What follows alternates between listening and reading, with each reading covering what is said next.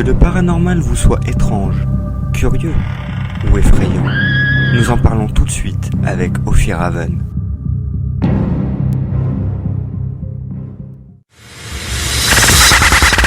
Salut à tous, c'est Ophir Haven. Vous êtes en direct dans l'émission Zone Paranormale 925 de la web radio 925 NOC. Alors aujourd'hui, on va parler d'un sujet qui passionne beaucoup d'entre nous, les ovnis. Alors tout d'abord, on va s'intéresser à la définition du mot ovni. Le terme ovni signifie objet volant non identifié. Depuis de nombreuses années, beaucoup de cas d'observation d'ovnis ont été recensés aux quatre coins du monde. Les ovnis peuvent se présenter sous différentes formes. La majorité des cas recensés les ont représentés comme un triangle lumineux, un cigare incandescent ou encore une soucoupe volante. Ces phénomènes ont été aperçus aux quatre coins du monde, et ce, depuis de nombreuses années. Alors, existe-t-il vraiment une vie sur les autres planètes ? C'est une question à laquelle nous allons tenter de répondre. Pour en savoir un peu plus sur les ovnis, nous allons d'abord nous pencher sur différents témoignages qui nous ont été envoyés et que nous avons recueillis. Je ne sais pas si certains d'entre vous ici se souviennent d'un phénomène d'apparition d'ovnis survenu au cours de l'année 2010. C'est du côté de Dos, à quelques kilomètres de Toulouse, en France, que nous avons recueilli un témoignage de deux familles différentes affirmant avoir aperçu un ovni la nuit du 19 janvier 2010. Les événements se seraient déroulés entre 21h et 4h du matin. Nous allons tout d'abord écouter le témoignage de la famille Gauthier, puis nous écouterons par la suite le témoignage de Josiane Prévost, leur voisine.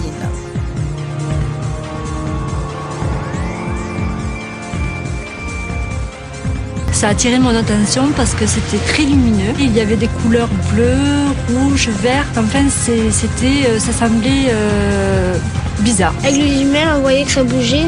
Des tout petits fils multicolores qui bougeaient en fait. J'avais jamais vu ça de ma vie.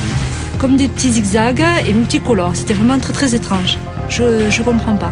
Et ça serait bien qu'on puisse faire des recherches. C'est vrai que c'était très lumineux. Là, j'ai pris les jumelles et là, stupéfaite. C'était incroyable. Ça bougeait dans tous les sens. Pour moi, ça reste mystérieux.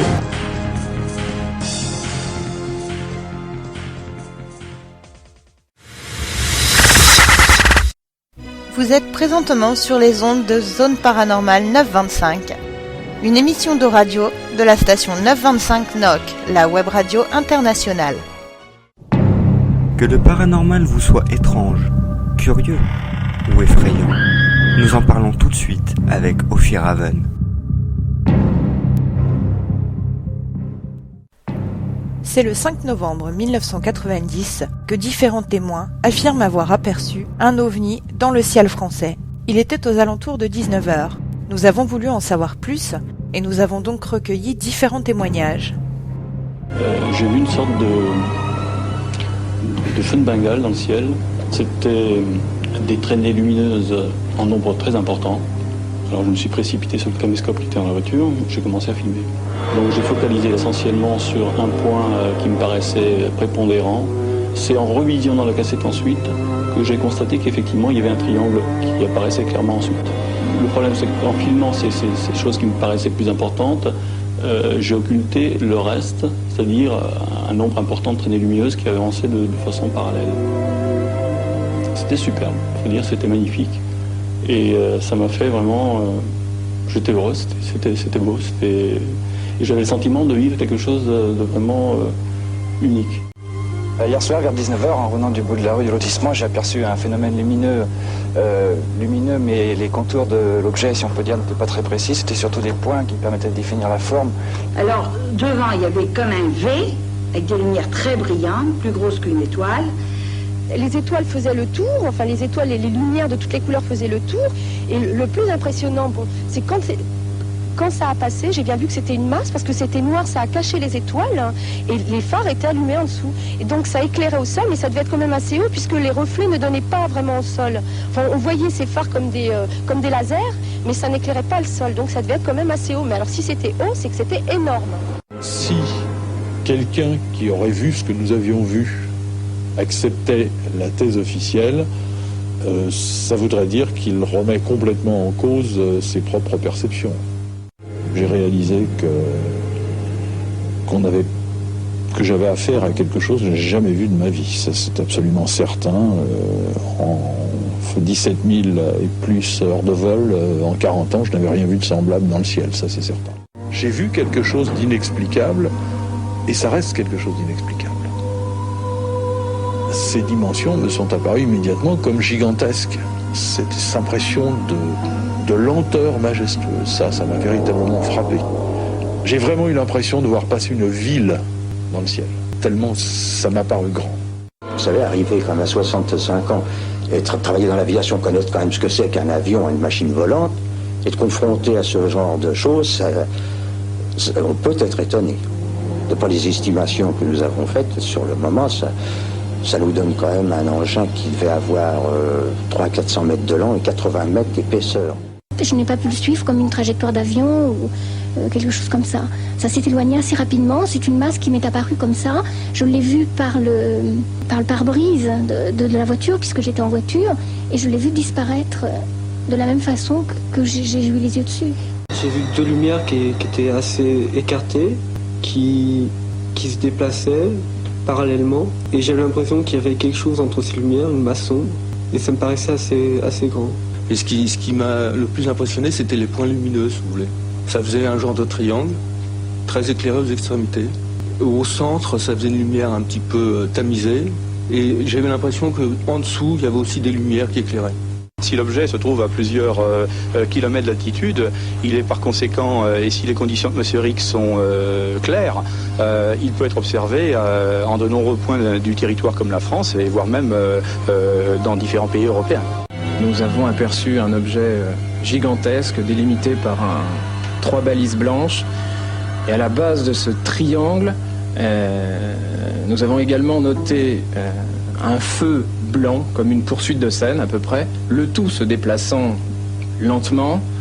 Nous avons pu observer cet objet pendant à peu près 2 minutes, jusqu'au moment où il a disparu dans la zone Trocadéro Tour Eiffel. Il y a certainement eu, je ne le nie pas, une rentrée atmosphérique ce soir-là, c'est possible, mais ce que nous avons vu ce soir est incompatible avec cette thèse, tout simplement parce que je sache, une rentrée atmosphérique peut difficilement se déplacer à l'horizontale sous la couche nuageuse.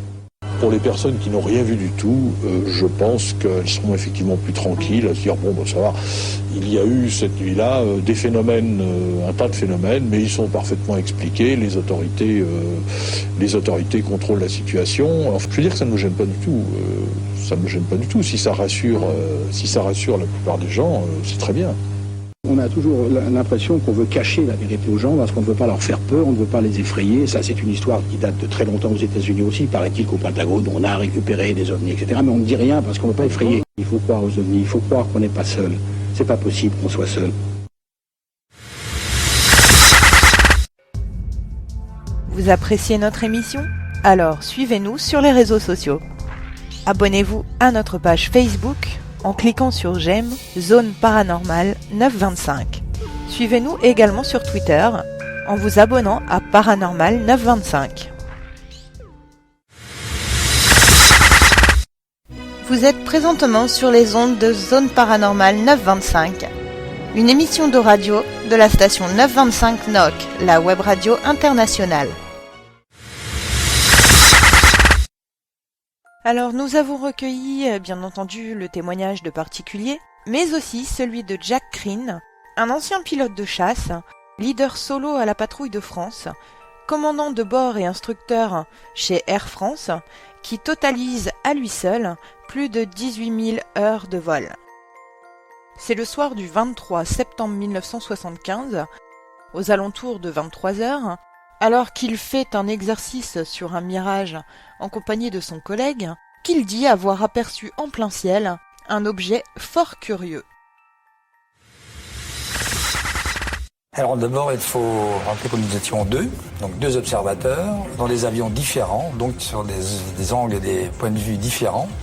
Et en fait, nous étions en entraînement en vol de nuit. Et à l'époque, c'était l'avènement du Mirage 3C, l'avènement des radars un peu performants. Donc, alternativement, un avion sur l'autre était amené pour faire un rassemblement au radar, puisqu'on ne voyait pas donc de nuit.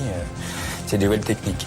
Et les avions étaient éloignés d'à peu près une centaine de kilomètres. L'un était ramené vers l'autre par le contrôleur au sol, la tête dans son radar pour essayer d'avoir un contact au radar et de faire toute la phase de tir, la phase de rassemblement. Et alors à ce moment-là, moi j'étais plastron, c'était moi sur laquelle mon camarade s'entraînait. Et là je vois passer, quelque chose, on va dire un grand fuselage d'avion. On va imaginer ça comme ça. Un grand cigare avec plein de hublots. Et alors une luminosité à l'intérieur extraordinaire. Je veux dire, on pourrait presque dire la lumière divine, vous voyez, quelque chose de très éclatant. Et il faut savoir que la nuit, c'est très difficile. Il n'y a pas de repère en fait. Alors on ne peut pas savoir, c'est très difficile de savoir si c'est immense ou petit, si c'est près ou loin. Bon, avec l'accoutumance que nous avions en tant que pilote de chasse, puisqu'on terminait le rassemblement à vue quand même, ça me paraissait, disons, assez grand, une 30 ou 40 de mètres, un truc assez bon volume. Et je peux dire entre 1 km et à 300 mètres de moi. Alors là, d'abord, ma première réaction, c'était d'appeler le contrôle au sol en disant, bon, écoutez, on fait des bêtises, là où il y a un avion de ligne qui est en train de passer. Et je commence un peu à engueuler le contrôleur. Je dis, attendez, vous êtes dans quelle zone, là? Et le gars dit, mais moi, j'ai votre bon contact de vous et votre collègue, mais j'ai rien au radar. Et alors là, je préviens mon équipier qui arrivait à 4 ou 5 nautiques, 7 ou 8 kilomètres. Et je dis, est-ce que tu vois ce que je vois? Mais il me dit, bien sûr, oui, attends, il y a un avion de ligne, là. Il y a quelque chose. Et pour nous, c'était évident que ça pouvait être qu'un avion, ça pouvait être un objet volant, mais alors là, on puisse voir passer, quoi. Si on est en train de faire l'exercice avec un avion de ligne qui passe, va falloir donner des explications, on risque d'avoir des ennuis. C'est déjà la sécurité des vols, il y a des zones réservées aux militaires, réservées aux avions de ligne, donc là, pour moi, il y avait un conflit. Et si vous voulez, cette chose-là était entre nous deux en position d'observation. Vous voyez, comme aurait dû se terminer d'ailleurs mon collègue, en position d'observation, mais je ne sentais aucun mouvement hostile. Et ça n'avait rien de menaçant. Qu'est-ce que ça fout là, en fait, ces choses-là? Donc mon collègue, mon équipier me dit, mais je vois très bien. On rappelle le contrôleur au sol qui dit non, moi j'ai rien. Je dis bon, allez, on met la post-combustion et on saute dessus, quoi. Parce que notre mission aussi était la police du ciel. On était là aussi pour que le ciel de France ne soit pas traversé ou envahi par des gens, comme on ne traverse pas votre jardin sans votre permission. Donc là, on rentrait dans la mission d'un pilote de chasse, c'est d'aller l'identifier. Puisqu'en fait, notre mission nous apprenait à aller intercepter des avions pour les identifier. On retombait dans un sens pratique. Alors la post-combustion et boum, un beau virage relatif et on se met aux fesses de cet objet volant qui fait le temps, qui disparaît. Je veux dire, une accélération fulgurante. Je ne pense pas que ça existe encore maintenant. Je veux dire, c'est comme une mouche que j'essayais d'attraper. Un éclair. Je veux dire, j'ai encore l'image et ça démarre d'une vitesse relative zéro à une accélération fulgurante. Je ne l'ai pas dans la seconde. Alors, il faut savoir que cette histoire-là, je l'ai gardée, on n'en a pas parlé. Quand on s'est posé, ça a duré 3 fois le phénomène. On a repris l'entraînement et 3 fois de suite. Le même phénomène, c'est-à-dire cette chose-là revenait, ça réapparaissait, c'était la même configuration et qui venait nous observer alternativement sur le collègue ou sur moi. Et à chaque fois, le contrôleur, voyez-vous quelque chose? Non. Bon alors, on fait pas, je veux dire, même si on avait filmé un pétard chacun, on n'était pas dans le même avion, donc à des kilomètres l'un de l'autre, sauf à la fin. Donc on l'a vu en même temps, si vous voulez. Qu'est-ce qu'on fait? Donc on en parle ou on n'en parle pas? Alors il faut savoir qu'à cette époque, c'était un peu encore la guerre froide.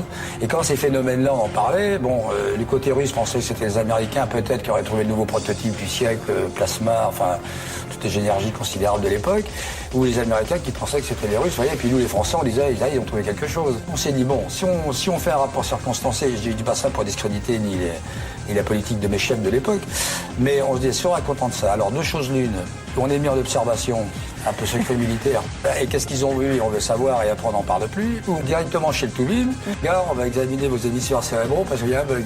Et là, d'un commun accord, on a dit bon, on va encore passer, vous voyez. Et d'ailleurs ces réactions persistent, parce que moi j'en ai pas vraiment pu parler après, si vous voulez. Il y a deux choses également, c'est que des fois dans des conversations en fin de soirée, des gens se disent moi j'ai vu des choses, mais quand cette chose-là est apparue, parce que j'ai fait une émission il y a quelques temps, et la gouvernante de mon fils qui a vu l'émission m'a dit mais monsieur Crine, mon colonel, vous avez fumé la moquette là. Et après il y a un effet subjectif, émotionnel, il y a une croyance qui se fait. Moi il y a des moments où je me disais si c'était vrai que ça soit des extraterrestres ou un autre monde. Il y a des moments où je me disais ça serait vachement chouette. Puis en autre côté je me dis bon, t'emballes pas. Voilà. Et alors, ce qui est drôle marrant dans la réflexion que j'avais, c'est que dans notre culture à nous, si on voit des films ou des romans, les extraterrestres sont toujours des agresseurs. Alors que nous, si on va dans l'espace, on va apporter la paix ou voilà. Et ça, c'est très manichéen aussi dans notre culture. Mais c'est comme toutes les formes d'énergie, elles sont, je dirais, antagonistes. Donc il doit y avoir du bon et du mauvais. Enfin voilà, c'est la philosophie. Je me pose toujours les mêmes questions, c'est que ça ne correspondait pas à l'époque de mon observation et ça ne correspond toujours pas à ce que ma culture aéronautique, bon ok, est-ce qu'elle est, bon j'étais pilote de chasse, pilote de ligne, enfin bon. Et je me dis, j'ai pas d'explication à donner. Je trouve pas la réponse. Je veux dire, bon, on m'aurait dit, écoute, c'est un prototype. On n'a pas encore vu avec tout ce qu'on peut imaginer, les progrès qui vont arriver dans la propulsion, dans le déplacement dans l'espace. Moi, ce que j'ai observé dans le déplacement dans cet engin ou de cette chose, qui est encore d'une fulgurance rare. C'est pur, c'est la vitesse de la lumière, quoi, et encore. Je suis dans l'expectative. Je ne veux pas croire fermement en disant je suis sûr que ça vient de l'espace, c'est autre chose. Quoique une petite partie de moi-même qui trouverait ça sympathique. Et en même temps, je me dis, bon, peut-être qu'on trouvera également, à l'issue d'une découverte scientifique, une explication à ce genre de choses. Je suis très pragmatique là-dessus. Vous êtes présentement sur les ondes de Zone Paranormale 925, une émission de radio de la station 925 NOC, la web radio internationale. Vous êtes toujours sur les ondes de 925 NOC dans l'émission Zone Paranormale 925, en compagnie d'Ophir-Haven. Alors, aujourd'hui, on parle d'OVNI, et bon, il existe différents moyens, différents systèmes pour les observer et les identifier. Pour ce qui est de la France, l'organisme le plus sérieux, c'est quand même le GEPAN. Alors on va vous en parler un petit peu, pour vous expliquer un petit peu plus ce que signifie GEPAN, quel est exactement leur travail, et vous apprendre un petit peu l'histoire de cet organisme, qui existe quand même depuis 1977. Alors ce qu'il faut tout d'abord savoir, c'est que le GEPAN signifie Groupe d'études et d'informations sur les phénomènes aérospatiaux non identifiés, et c'est un organisme qui fait partie intégrante des missions du Centre national d'études spatiales, le CNES. Alors on en parle beaucoup, mais peu de gens savent exactement quelles sont les missions de cet organisme. Alors on va faire un petit peu le point. Donc le GEPAN s'occupe principalement de la collecte de témoignages d'observation de phénomènes aérospatiaux non identifiés sur le territoire français. Ils analysent également les témoignages afin de tenter d'expliquer les phénomènes observés par l'intermédiaire d'enquêtes. Ils archivent également les témoignages. L'un des objectifs les plus importants de cet archivage étant de permettre l'étude ultérieure éventuelle par la communauté scientifique des observations restées inexpliquées. Par la suite, il relaie les informations aux médias qui se chargent d'avertir le public. À ce titre, il a été engagé dès 2007 la mise en ligne de l'ensemble de ces archives. Alors, certains d'entre vous pourraient peut-être penser que le GEPAN est un organisme de recherche dédié à la recherche d'existence de vie extraterrestre ou de technologies extraterrestres très avancées. Il n'en est rien, ce n'est ni dans leur mission, ni dans leurs compétences. Le GEPAN met les informations qu'il rassemble à la disposition de la communauté scientifique et évidemment du grand public. C'est une base de données impressionnante que vous pouvez retrouver sur leur site officiel www.cnes.geipan.fr.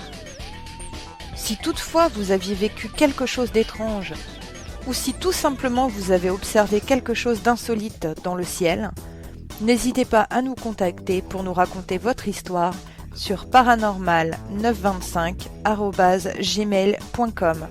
paranormal925@gmail.com. Je vous invite également à contacter le GEPAN via leur site internet. Ils sont en recherche de très nombreux témoignages et les analysent avec précaution. N'hésitez pas, vous pourrez rester anonyme, que ce soit via notre radio ou sur le site du GEPAN. J'espère que ces quelques informations ont éveillé votre curiosité et vous ont donné envie de visiter leur site officiel. Alors bien entendu, de nombreuses personnes voudraient peut-être faire partie des équipes de recherche et d'investigation du GEPAN, mais ce qu'il faut savoir, c'est qu'ils ont leurs propres enquêteurs et actuellement ils ne recherchent absolument pas d'autres personnes au sein de leur équipe. La liste des investigateurs mandatés par le GEPAN ne nous est pas communiquée. puisque le GEPAN souhaite que toutes ces personnes conservent leur anonymat afin de protéger leur famille et de les protéger au sein de leur vie socio-professionnelle. Cependant, rien ne vous empêche, chers auditeurs, de créer une équipe d'investigation avec laquelle vous pourriez enquêter pour améliorer votre propre base de données personnelle. Vous trouverez également sur Internet de nombreux sites et forums relatant du sujet. N'hésitez pas à aller y faire un tour.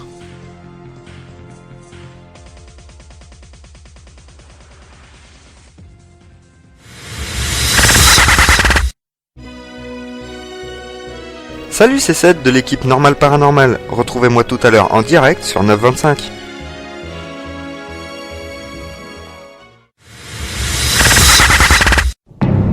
Que le paranormal vous soit étrange, curieux ou effrayant, nous en parlons tout de suite avec Ophir Haven.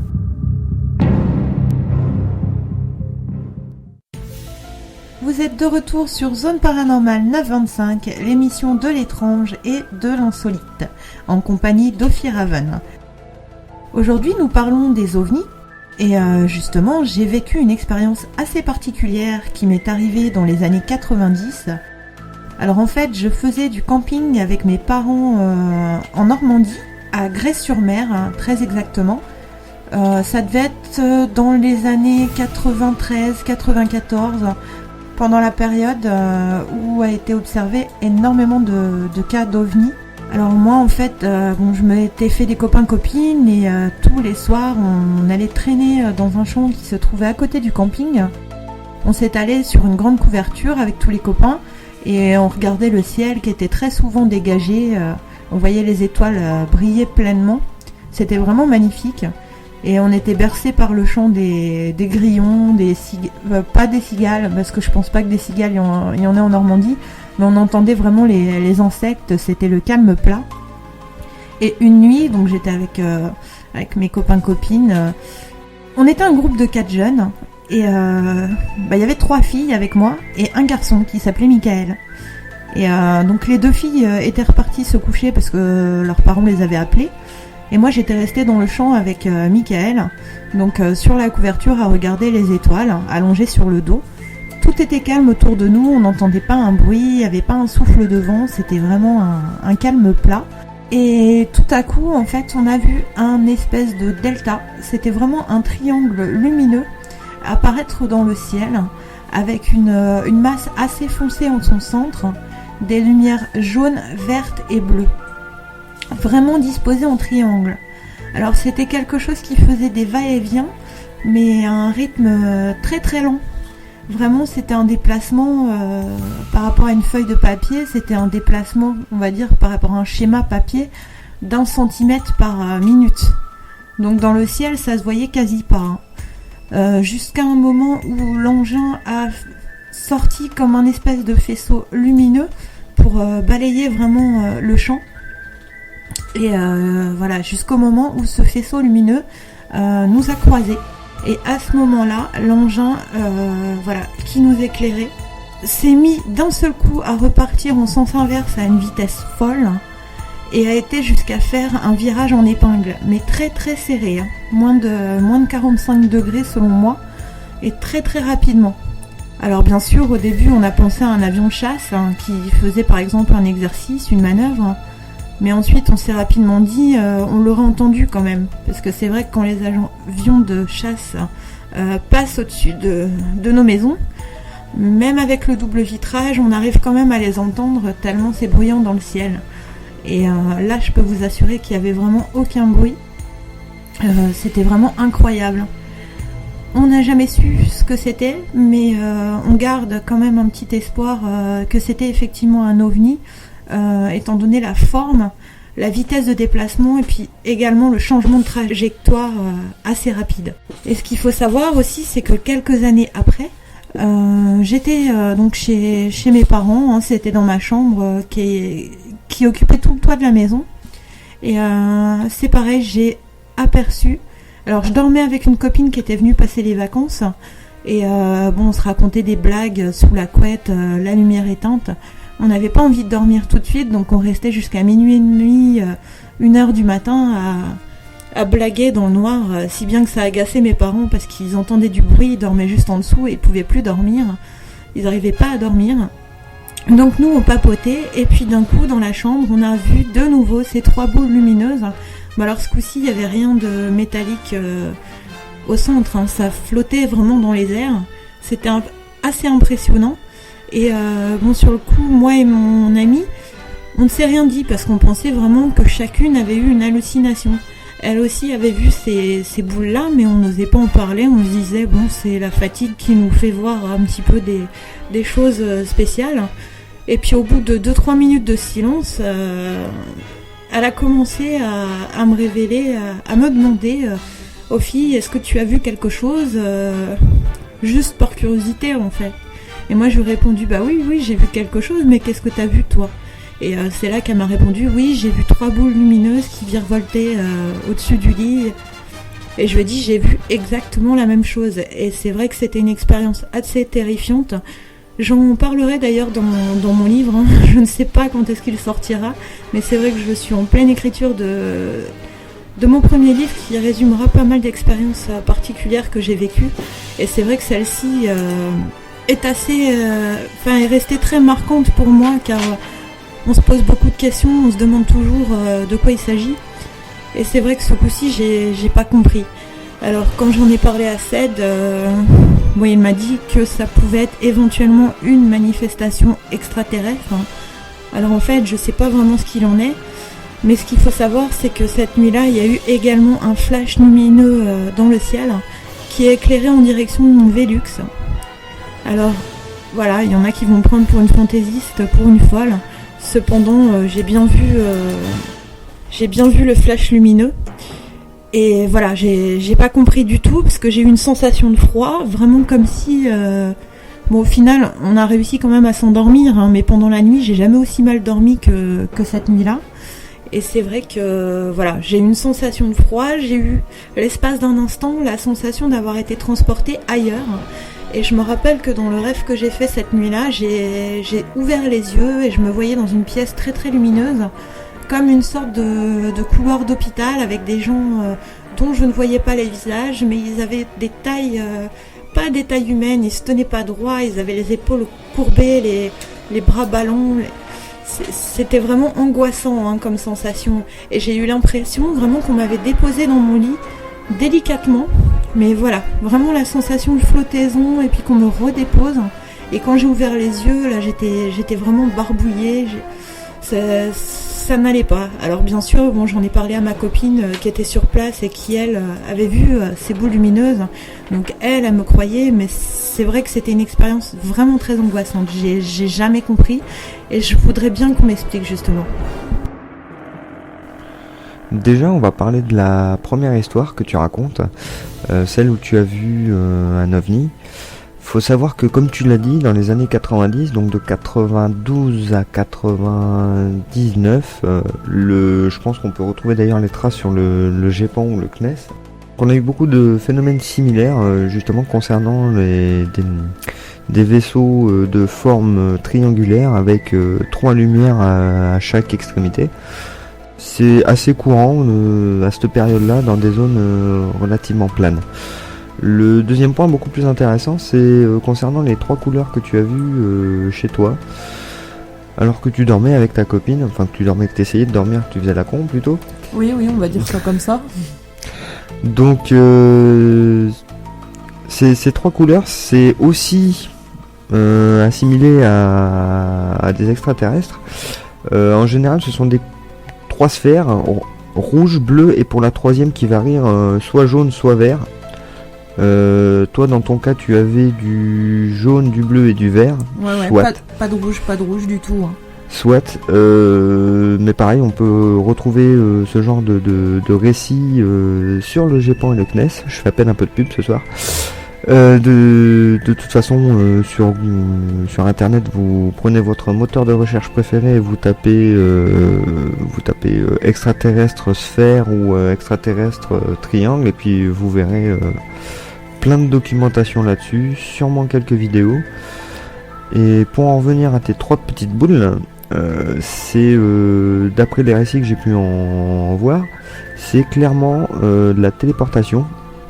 Là c'est moi qu'on va prendre pour un fou en disant téléportation ça n'existe pas, et pourtant à savoir qu'aujourd'hui on arrive à téléporter de l'information.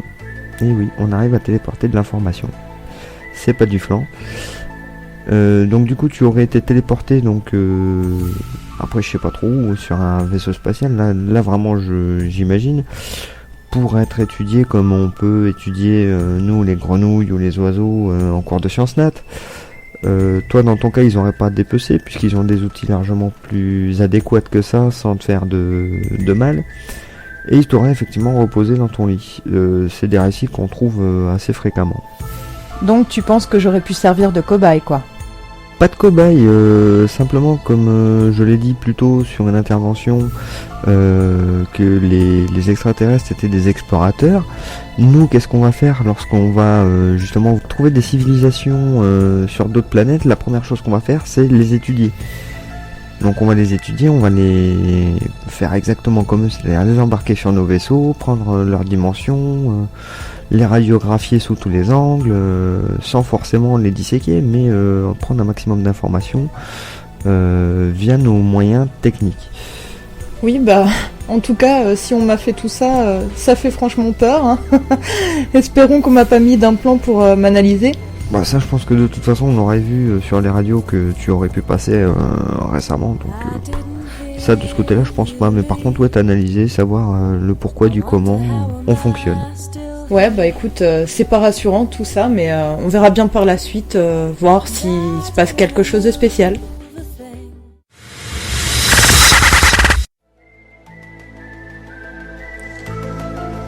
Vous adorez regarder des films d'horreur? Vous aimez les histoires insolites et terrifiantes? Les témoignages authentiques? Alors je vous invite à visiter le blog Normal Paranormal.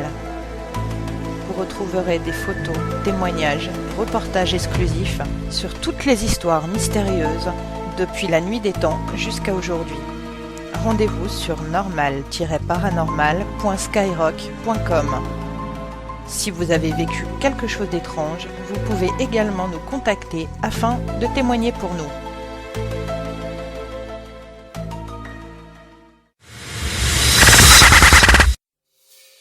Vous êtes de retour sur les ondes de l'émission Zone Paranormale 925, l'émission de l'étrange et de l'insolite. Alors vous l'avez peut-être remarqué, chez Zone Paranormale 925, on aime le rock, on aime le métal, mais on aime également tout ce qui est original. Donc on a décidé de vous faire découvrir Kimura, un groupe qui nous est très cher, qu'on adore. Alors Kimura, c'est un groupe qui nous offre un premier concept album audacieux et envoûtant, aux harmonies de puissance et à la sensibilité extrême. Il nous propose une histoire aux confins de la galaxie, un voyage unique sur Aleiron. Alors Kimura a été créé en 2008 par Dweck et Islin. C'est une formation qui a toutes les cartes en main pour démontrer que le rock progressif est plus vivant que jamais. Efficace et abouti, ils évoluent dans un style néo-progressif en fusionnant des influences multiples dans un style unique. Leur premier opus, Aleiron, est un concept album mêlant le rock à la musique classique, matiné de sonorités celtiques et de riffs métal. L'histoire originale qui nous est contée comblera les amateurs d'heroic fantasy et de science-fiction. Dweck, Islin, Excess, Betty, Nico et Frank forment un véritable groupe sur scène, prometteur et talentueux. Alors on va vous diffuser justement quelques titres de ce groupe qu'on adore. Vous pourrez laisser votre avis, que ce soit sur notre page Facebook, donc Zone Paranormale 925, ou sur Twitter, Paranormal 925. N'hésitez pas à donner votre avis sur ce groupe. Voilà, ils ont sorti leur premier album le 22 mars dernier, et à cette occasion, ils ont joué sur la scène de l'Ouvre-Boîte à Beauvais. Donc c'est en Picardie, dans l'Oise, et bien sûr en France. Alors, ils ont une page Facebook également, Vous pouvez les suivre sur Facebook en cliquant sur j'aime. Kimura.live. Alors, Kimura, ça s'écrit Kimura.live. Et vous pouvez également découvrir leurs titres sur leur MySpace. Kimura Live, tout attaché et sans point. Kimura Live, tout attaché et sans point.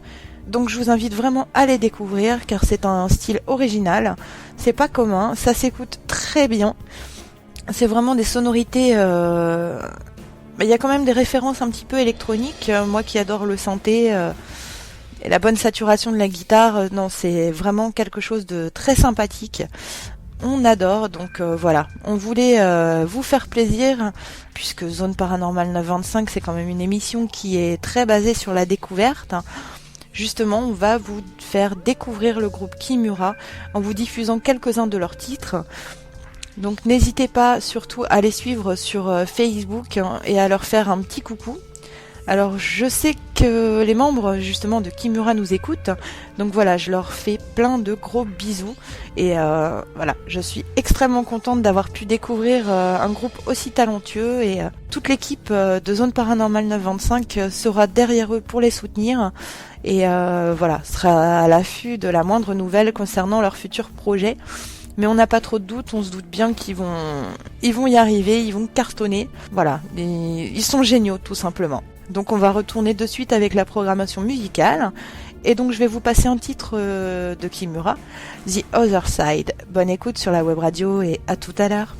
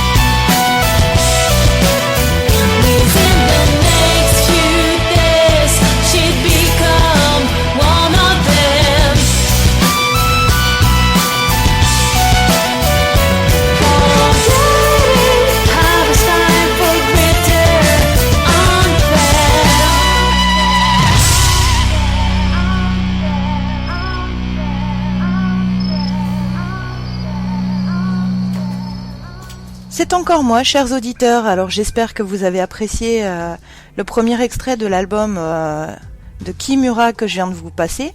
On va continuer encore avec un titre de Kimura qui s'intitule Here and Now. Je vous invite à laisser vos impressions sur les différents réseaux sociaux, que ce soit notre page Twitter ou notre page Facebook. Donc pour Facebook, c'est Zone Paranormale 925 et pour Twitter, c'est Paranormal 925. Bonne écoute et à tout à l'heure.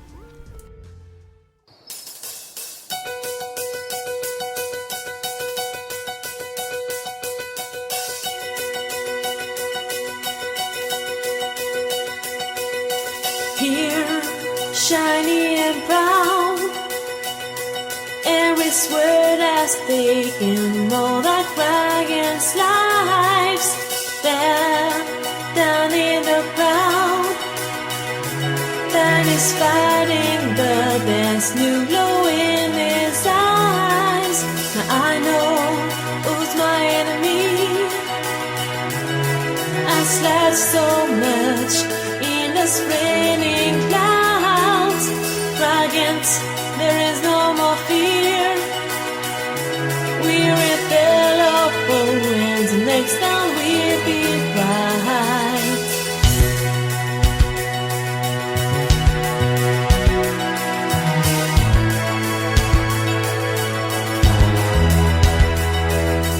What am I starting to feel? I'm a soldier